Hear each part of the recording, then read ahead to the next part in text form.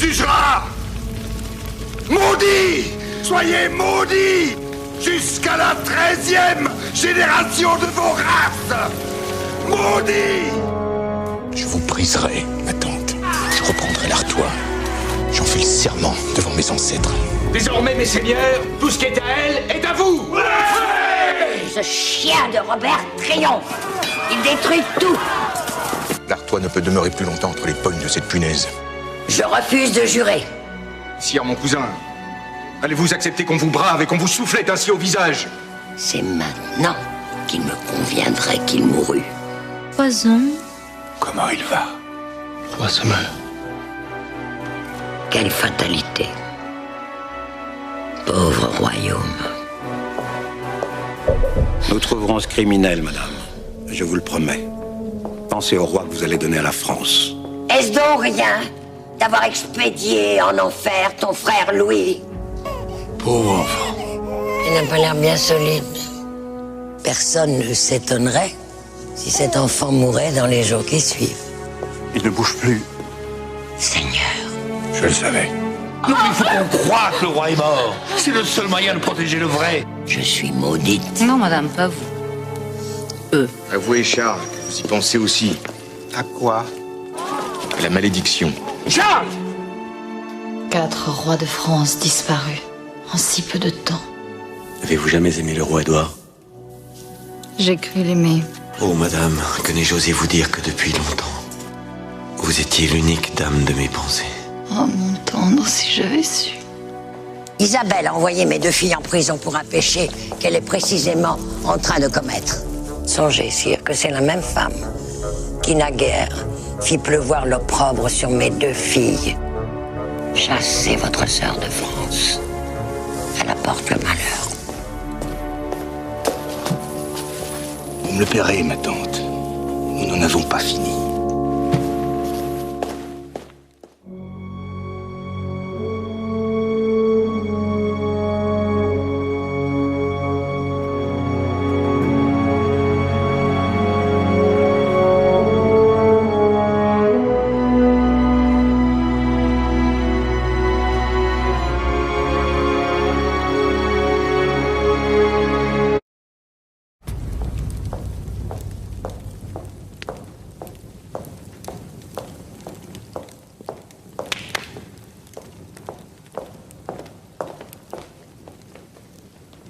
Je le tiens, ce brigand.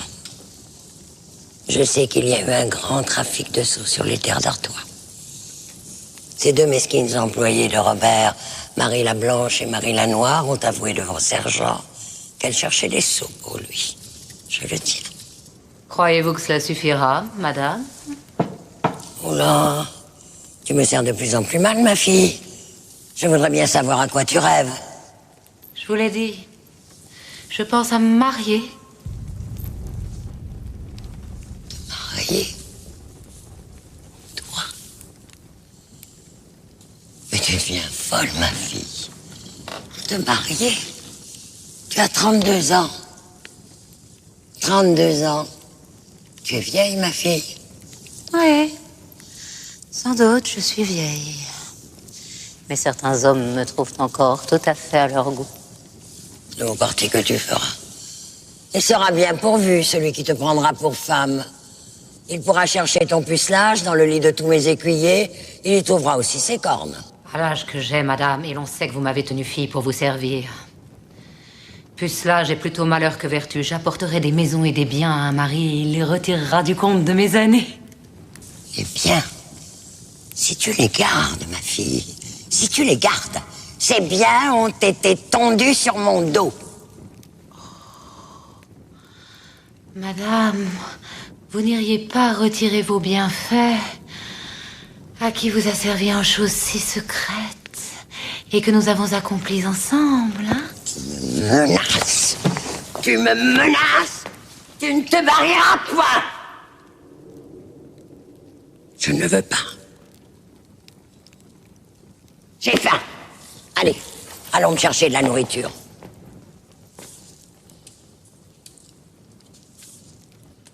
C'est ça pour toi et crève.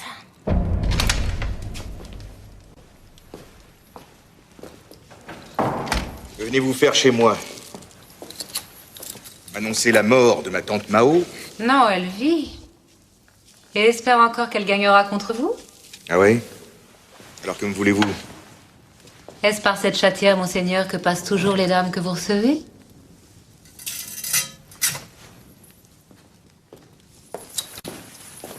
Ma belle, vous êtes une gueuse bien avisée. Vous vous dites que les choses tournent, que ma tante perdra sa cause et que ma main risque d'être trop lourde le jour de sa vengeance. Vous lisez en moi comme en un livre ouvert. On n'acquiert pas mes faveurs par un sourire. Qu'avez-vous donc à me vendre? Je n'ai rien à vous vendre, monseigneur.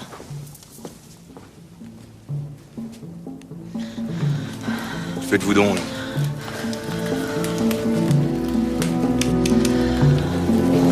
Que faites-vous? Je t'en sors seul, monseigneur.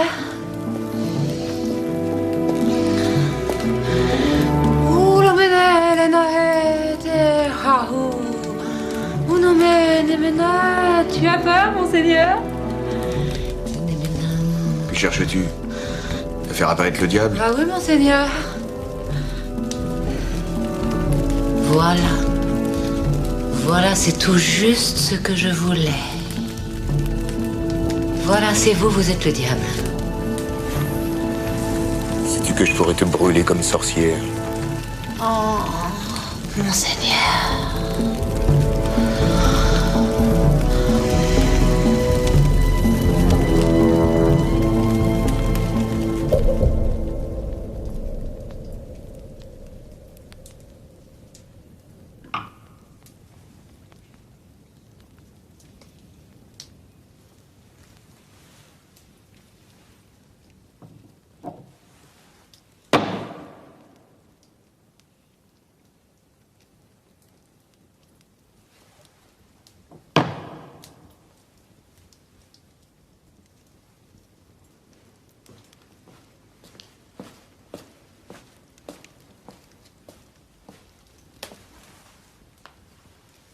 Où étais-tu?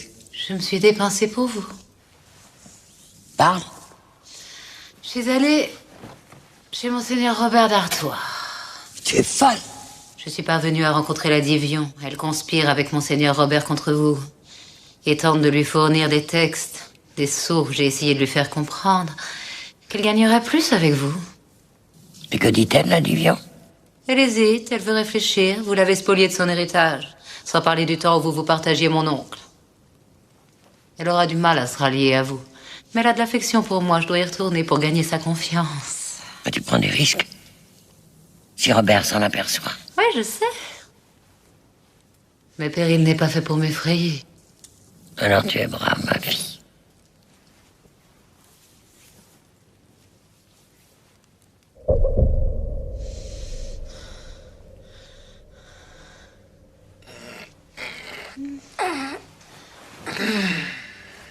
Eh bien, monseigneur, tu vois, je ne t'ai pas tué.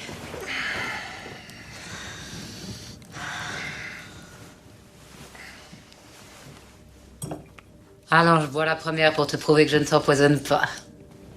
Donne-moi ça, belle gueuse.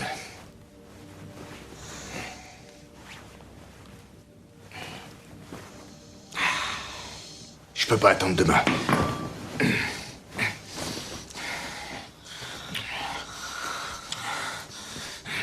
Tu fabriques toujours des faux, monseigneur? Oui, tout y est.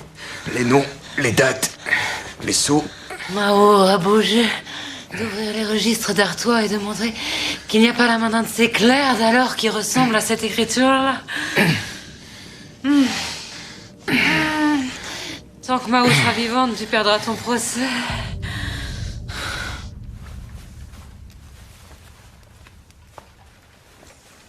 On n'a pas assez de ces rendez-vous, toi? Oh non. Ben moi, oui. On est obligé de se cacher, de prendre 1000 précautions. On peut pas se voir autant que j'en ai l'appétit. Ah, si Mao venait à trépasser, je pourrais fort bien te faire entrer en mon hôtel comme dame de parage de mon épouse. Tu ferais ça, monseigneur? Puisque je recueillerai l'héritage d'Artois, vous comprendrez que je reprenne certaines gens de la maison de ma tante. Si je pourrais t'avoir auprès de moi.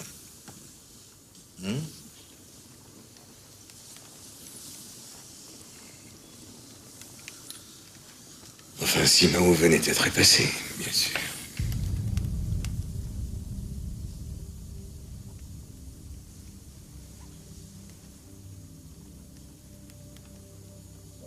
Alors, quand me l'amènes-tu, ta Divion, avec qui tu passes tout ton temps? Bientôt, madame, bientôt. Ah, beaucoup d'heures pour peu de résultats. La Divion est prête à nous livrer de quoi confondre Robert. Ah, mais tant mieux. Avec tout l'argent que je te donne pour elle. Ah. Je vous ai préparé de quoi vous soulager les entrailles. Ah, tu es bien bonne d'y avoir pensé, merci.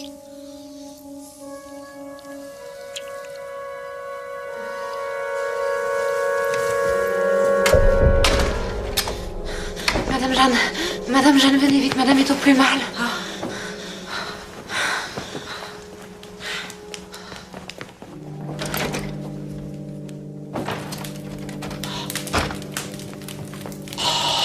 Allez guérir son physicien, vite!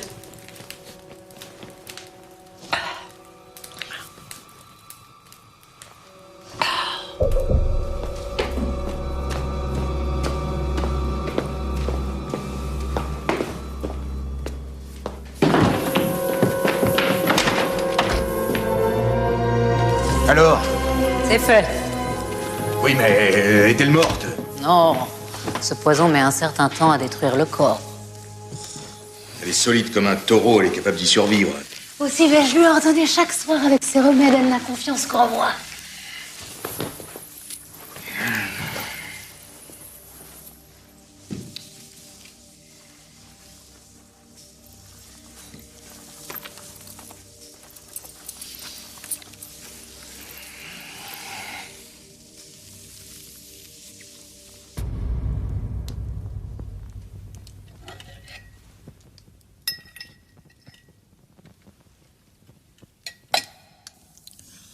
Je n'ai jamais eu autant de mal à me remettre d'un excès de bouche.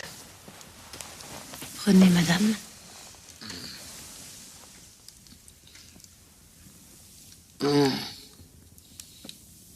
Merci, tu es gentille.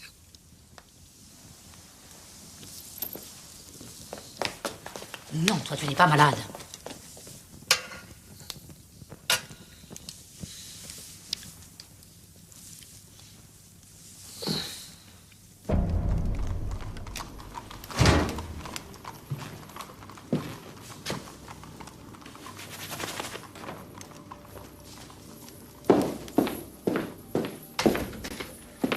Bien.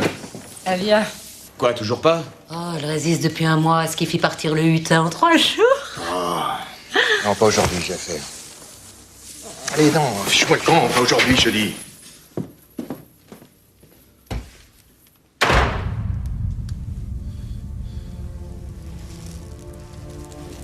Béatrice, on m'a empoisonné. Madame, c'est impossible. Si. Va chercher ma fille, vite.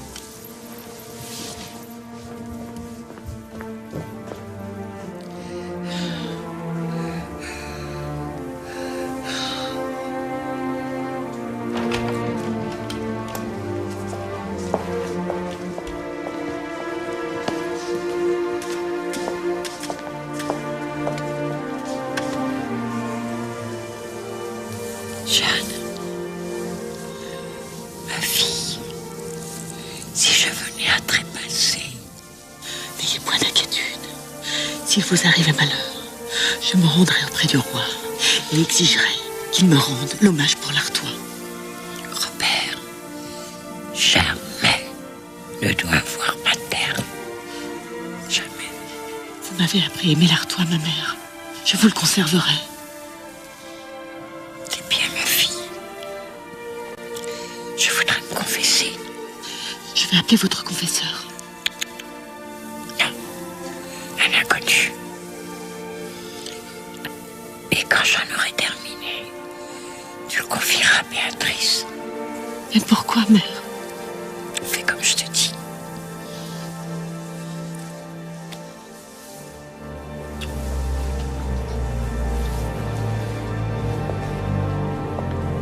Jeanne,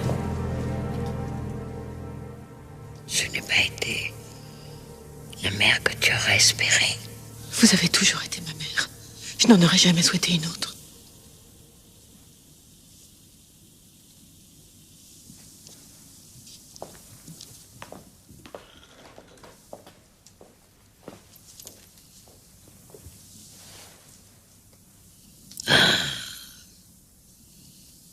Tu étais là, Béatrice. J'en étais sûre. Pour votre confesseur, madame, il me reste du poison. Très bien. Laisse-moi l'éternité.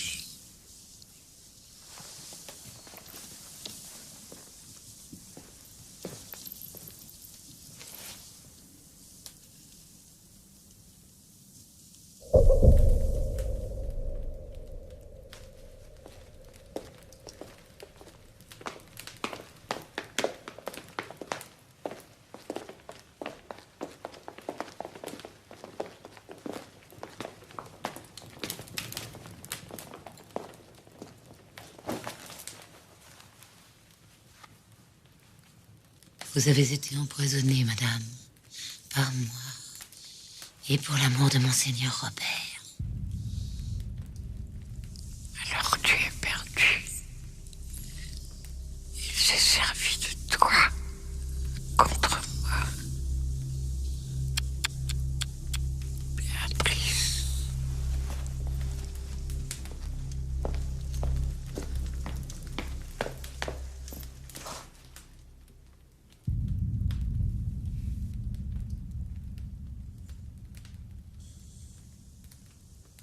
Il aura ta peau, Béatrice.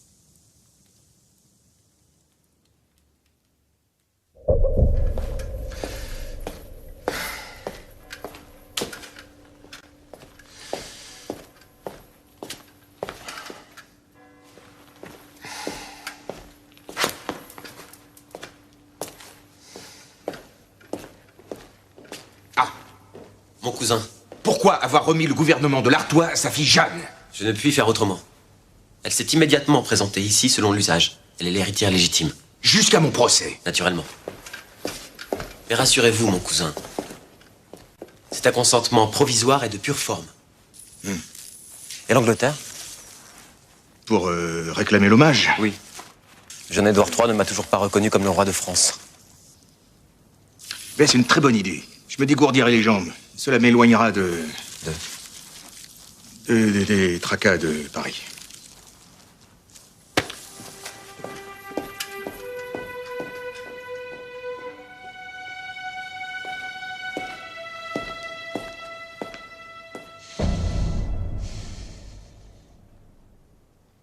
On dirait que tu la regrettes.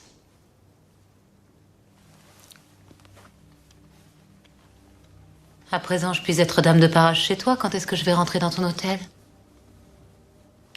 Quand j'aurai l'Artois, fais en sorte de rester auprès de la fille de Mao. Et maintenant, c'est elle, la Jeanne. Je dois veiller à écarter de ma route. Où est-ce que tu vas comme ça? À Londres. Je vais y rester quelques semaines.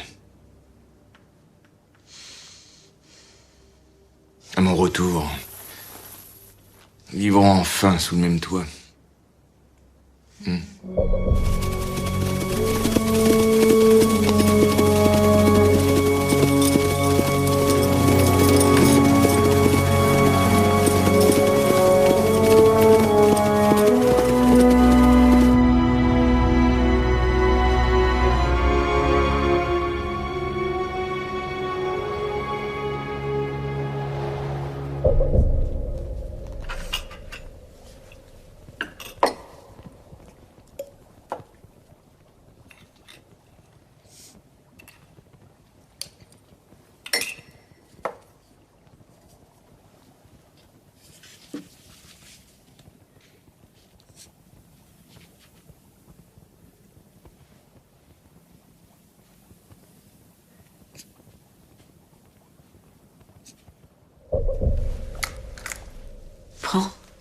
Elle est pour toi. Madame, je ne puis accepter. Accepte, Béatrice. En souvenir de ma mère.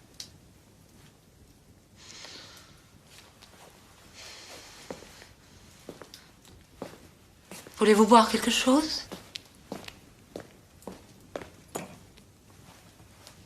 Depuis ma sortie de Dordan, tu as été ma seule amie. Toutes ces années, Béatrice, toutes ces peines que nous avons partagées, jusqu'à la mort de ma mère. Je sais que tu l'aimes, même si tu as souffert parfois de sa rudesse.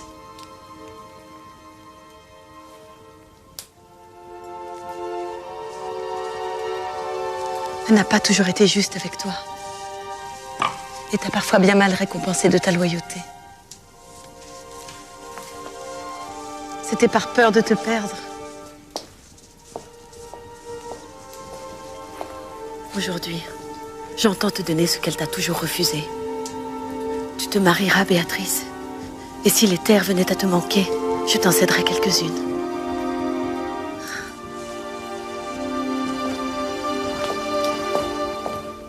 C'est trop tard, madame. Non, Béatrice. Je ne voudrais pas que tu te sentes obligée de rester près de moi à présent.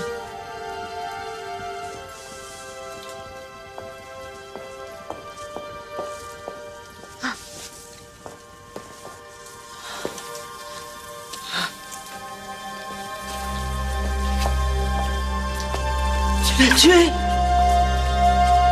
Et tu me tues maintenant.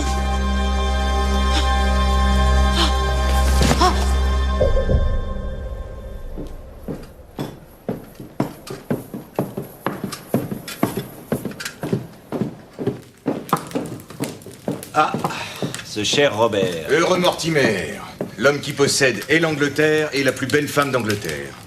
Mon cousin. Je ne possède point ce pays, Robert. C'est le jeune Édouard qui en est le roi. Allez-vous me faire croire, Roger, qu'il n'y a pas votre ferme main derrière ce pantin de 22 ans? Hein? Les seigneurs, taisez-vous. Édouard n'a rien d'un jouvenceau et j'en suis très fière. Il est marié et père d'un garçon. Et tient pour le gouvernement les dispositions de mon père Philippe. Il sera un grand roi. Ne vous offensez pas. C'est parole de mère. D'autant moins que je serai père très bientôt. Non. Est-ce vrai, ma cousine? Oui, Robert, à mon âge. Un véritable enfant de l'amour. Je vous en supplie, mon cousin, ne dites rien à quiconque. Je garde ma grossesse comme un secret. Je ne sais comment l'annoncer à mon fils.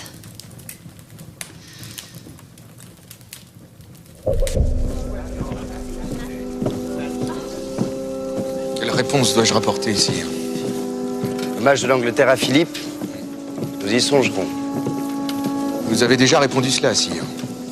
Et je pourrais vous le redire encore, Seigneur Robert. Que dois-je comprendre? Que Philippe le Bel était mon grand-père, que ma mère est sa fille, et par conséquent, elle ou moi pourrions tout aussi bien prétendre au trône de France.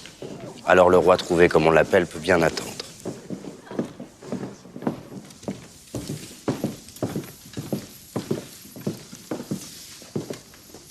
C'est un bien bel enfant que vous avez là, sire. En vérité, je suis comblé. Espérons qu'il régnera un jour. Vous en doutez.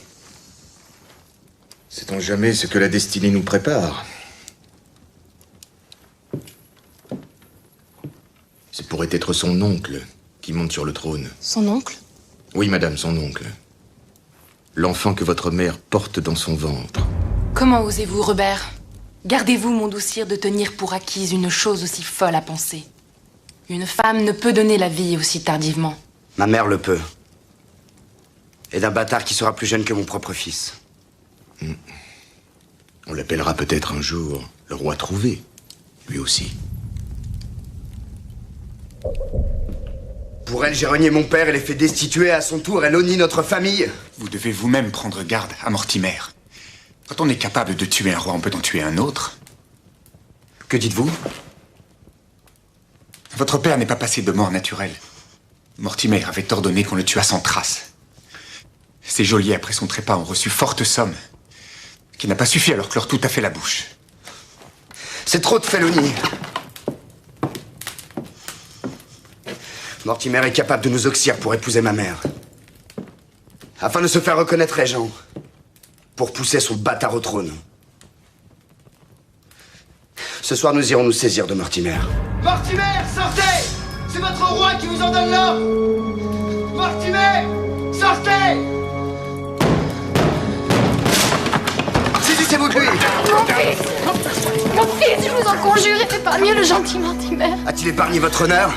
À la tour de Londres! Adieu, ma reine. Nous nous sommes bien aimés.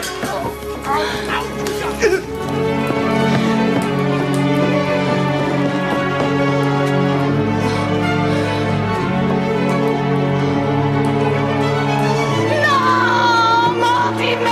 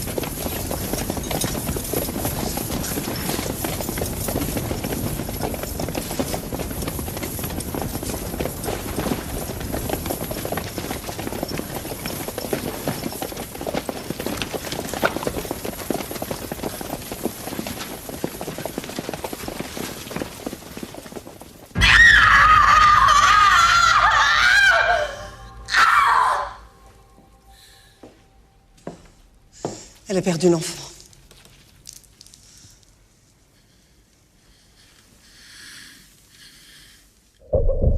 Quand mon gentil seigneur me prendra-t-il chez lui, alors? Quand mon procès sera gagné. Au rythme où il va, ton procès, je peux bien attendre d'avoir les cheveux blancs. Et j'ai qu'une parole. Alors un peu de patience, que diable. De la patience, j'en ai eu assez, je crois. D'abord, il a fallu attendre que Madame Mao soit morte, ensuite que ce soit Madame Jeanne, elles sont froides depuis des lunes. Et tu ne veux toujours pas me prendre chez toi?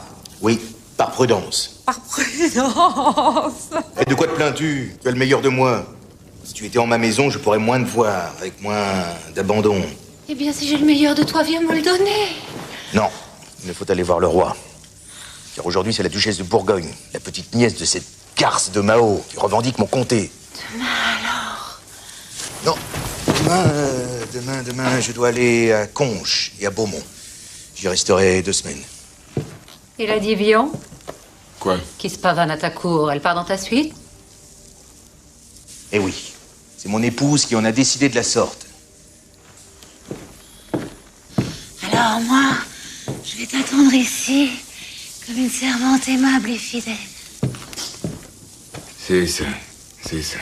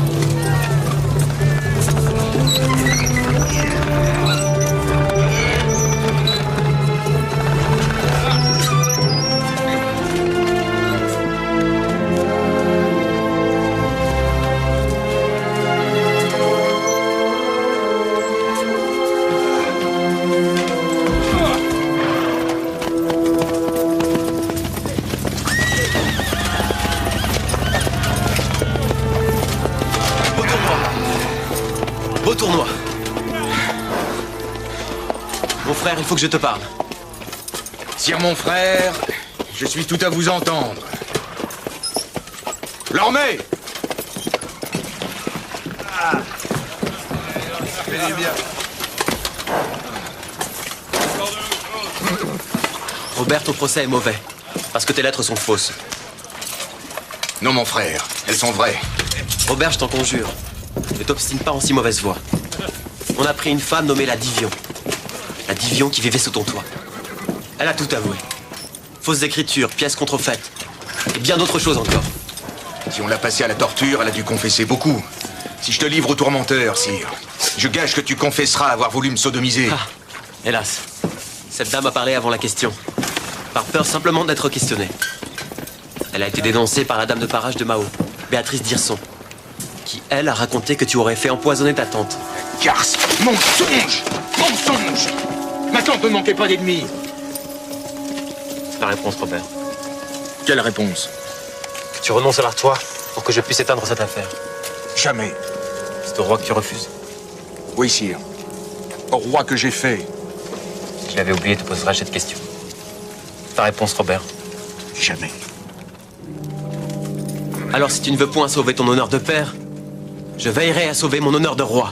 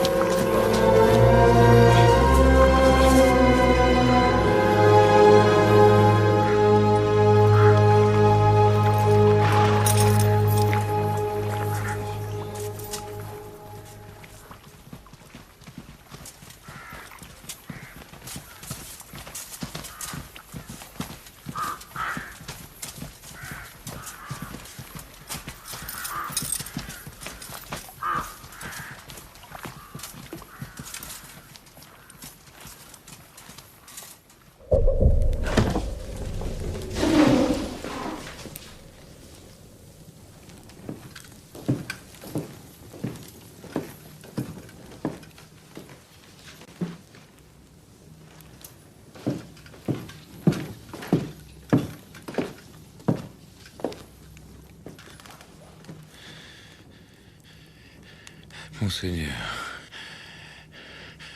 pardonnez-moi si je ne me lève pas pour vous saluer comme je le devrais, mais ma santé ne me le permet pas. Assurément, vous connaissez mon neveu Guccio Tolomei.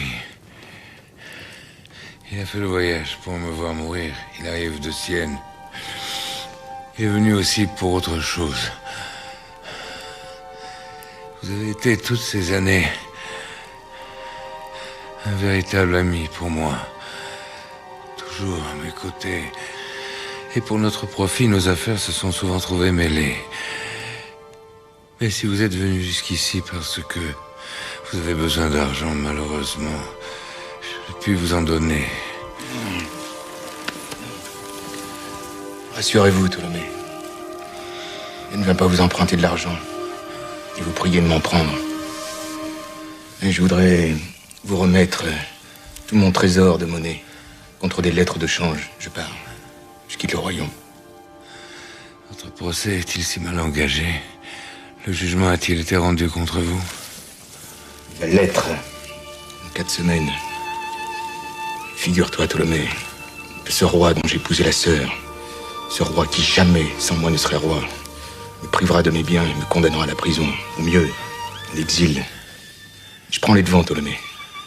Demain, j'envoie mes chevaux, ma vaisselle, mes joyaux et mes armes vers Bordeaux, pour les mettre sur un vaisseau d'Angleterre. Ils veulent me saisir, et mon corps et mes biens ne prendront pas. Ce royaume ne m'est plus rien. Son roi est mon ennemi. Je m'en vais hors des frontières pour lui faire tout le mal que je pourrai.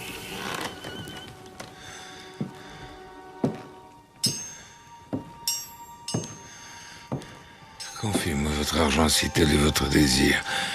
Nous la ferons sortir et vous aurez des lettres de change que vous pourrez racheter à l'étranger. Je ne retiendrai rien dessus, pas le moindre sol. t'en sais gré, Ptolémée. Les coffres te seront portés à la nuit. Un pays qui voit l'argent s'envoler ailleurs devient pauvre, quelles que soient ses richesses. Tu vois, Ptolémée, j'ai vu des soldats se battre jusqu'au bout sur des champs de bataille. Toi aussi, tu es courageux, ta manière. Je n'ai pas peur. Si le courage m'avait fait défaut, jamais je n'aurais pu devenir banquier. Que Dieu vous garde. Je voudrais vous bénir, monseigneur, vous êtes mon dernier client. Oh. Bénis plutôt ma vengeance.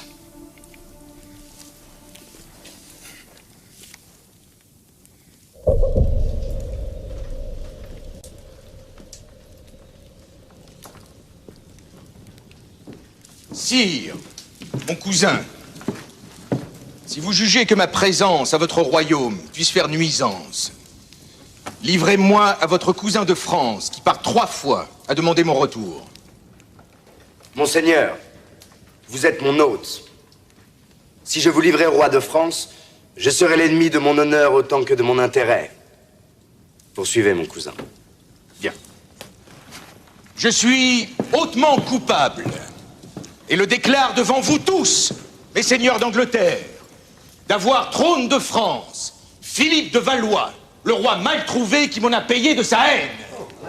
Car sire, à la mort de Charles IV, le dernier fils de Philippe le Bel, votre grand-père, la couronne de France devait en toute équité revenir à travers la reine Isabelle au seul mâle de la lignée directe. La règle selon laquelle France ne peut être remise à femme, ni par femme transmise, n'est nullement tirée des anciennes coutumes.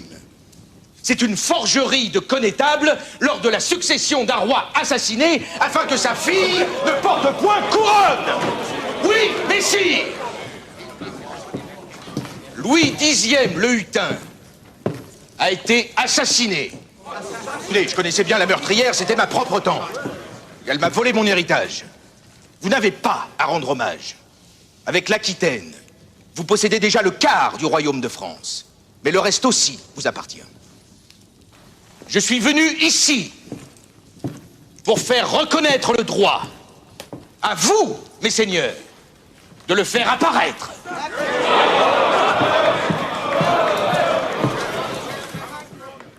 Noble sire, je reconnais et salue en vous le véritable roi de France.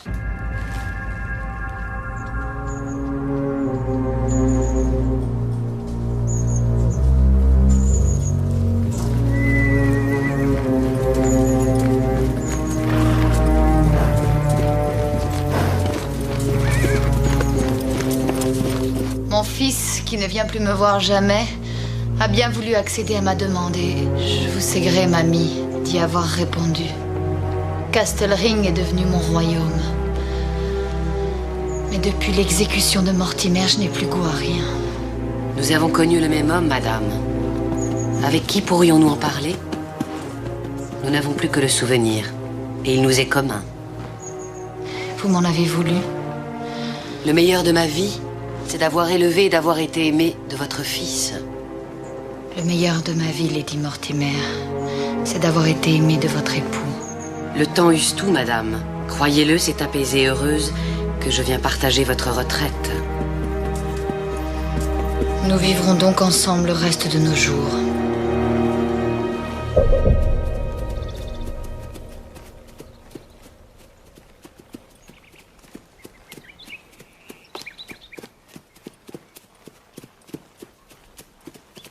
Monseigneur évêque, je vous admire.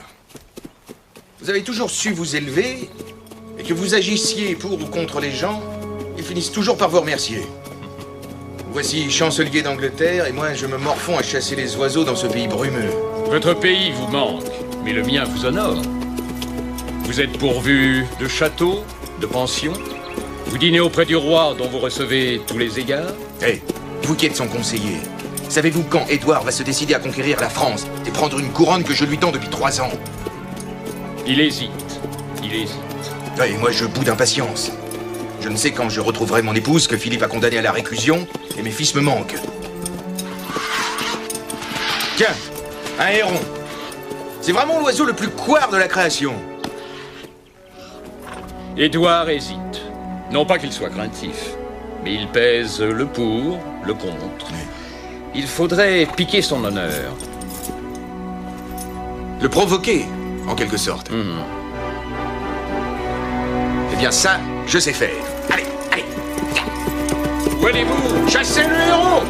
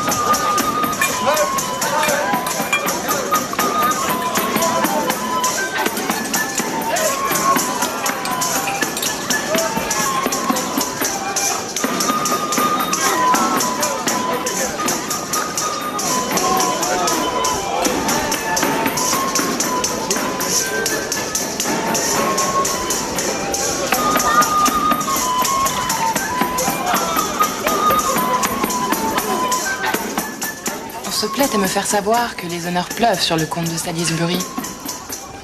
On vous a dit le vrai. Je l'ai fait gardien des 5 ports et maréchal d'Angleterre. Je suis bien heureuse, mon époux, que vous connaissiez les mérites de cet ami fidèle, qui tient la vertu de sa femme aussi certaine que votre loyauté. Votre cousin Robert n'est-il donc point rentré?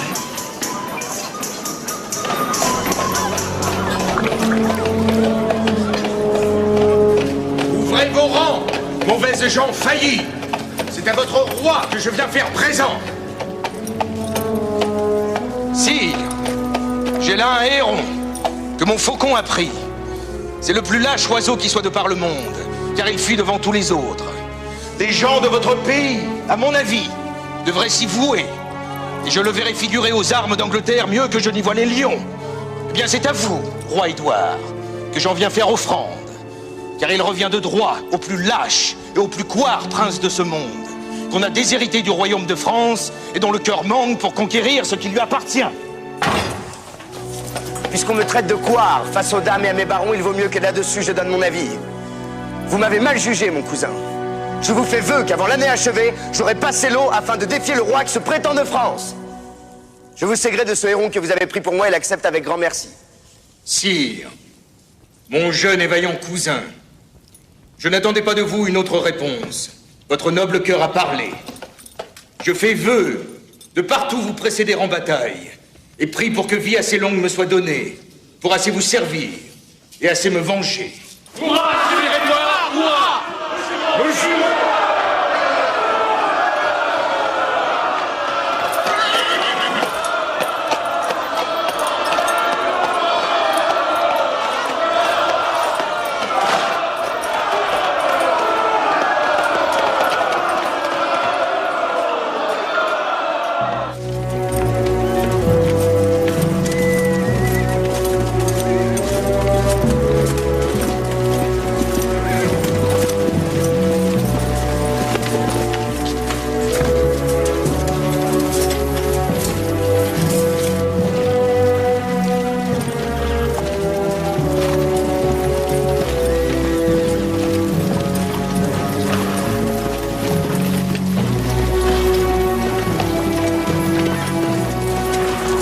J'aurais préféré, mon cousin, qu'on débarquât en Artois.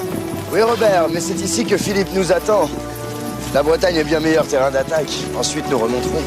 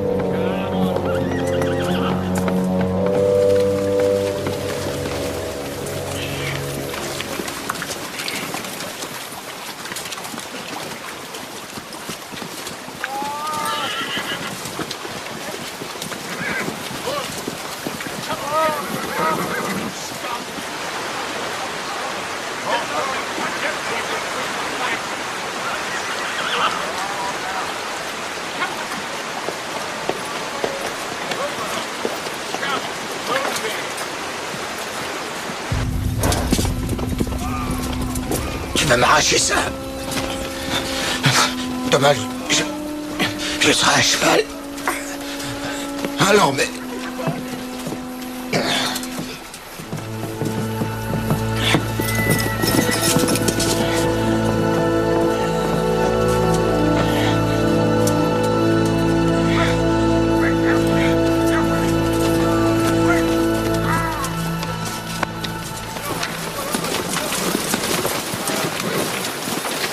Laissez passer le roi! Make way for the king! Laissez passer le roi! Make way for the king!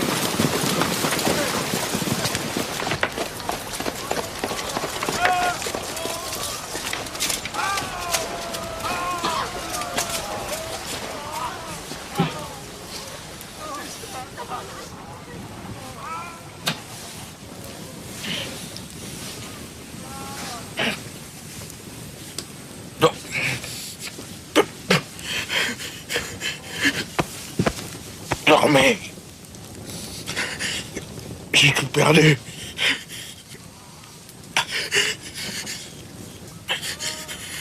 Mao. Mao. Elle est morte, monseigneur. Mao.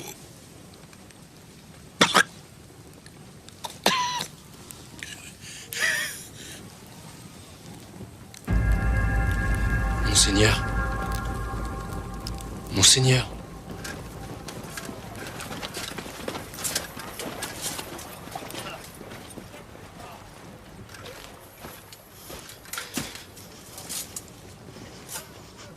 Pour l'affection que j'avais pour lui, et pour notre honneur, notre cousin sera enterré en notre cité de Londres, en la cathédrale Saint-Paul. Vous l'accompagnerez. Il n'a jamais aimé la mer.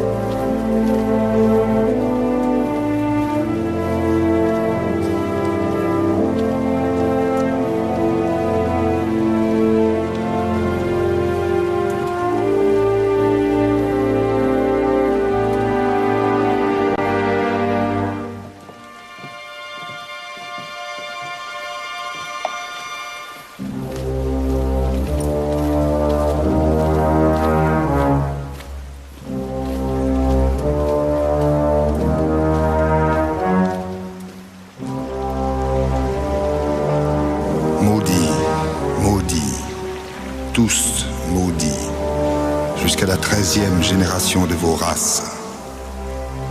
Chaque homme en venant au monde est investi d'une mission infime ou capitale.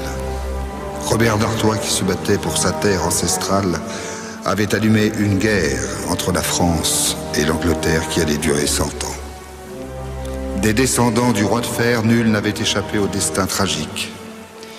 Les hommes meurent, mais les peuples, eux, n'avaient pas fini de souffrir.